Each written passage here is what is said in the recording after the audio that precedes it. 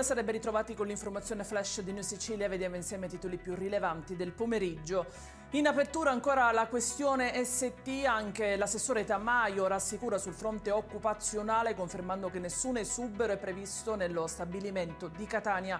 Avanza intanto il confronto tra la regione siciliana e l'azienda per la definizione di un preaccordo da quasi 300 milioni di euro destinato a rafforzare ulteriormente la presenza della multinazionale nel territorio siciliano.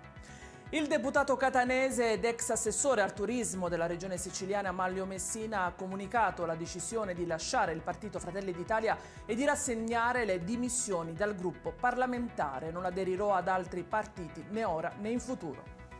Incidente mortale a Ribera nell'Agrigentino. A perdere la vita è stato Giuseppe Guddemi, imprenditore edile di 47 anni.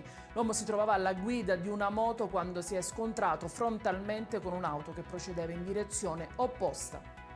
Eseguita l'autopsia sul corpo di Maria, la bimba di 11 anni deceduta sabato scorso a Palermo in circostanze ancora da chiarire. Intanto oggi il Tribunale dei minori ha sentito la madre, il compagno e il padre della piccola. Si dovrà decidere adesso se mantenere i fratellini nella comunità alloggio che hanno raggiunto la notte della tragedia. In chiusura le previsioni meteo. In Sicilia domani cieli in prevalenza sereni o poco nuvolosi per l'intera giornata. Si registra inoltre un leggero calo delle temperature. La Protezione Civile siciliana ha comunque diramato lo stato di preallerta per il rischio incendi su tutta l'isola. Ed è tutto per questa edizione. Io vi comunico che il TG Flash di New Sicilia si prende una pausa. Ritorneremo come sempre nelle due edizioni, quella della mattina delle 13:30 e della sera delle 19:30, lunedì 1 settembre. Potete continuare a leggerci sul nostro sito www.newsicilia.it e sui nostri canali social. Grazie per averci seguito e buone vacanze.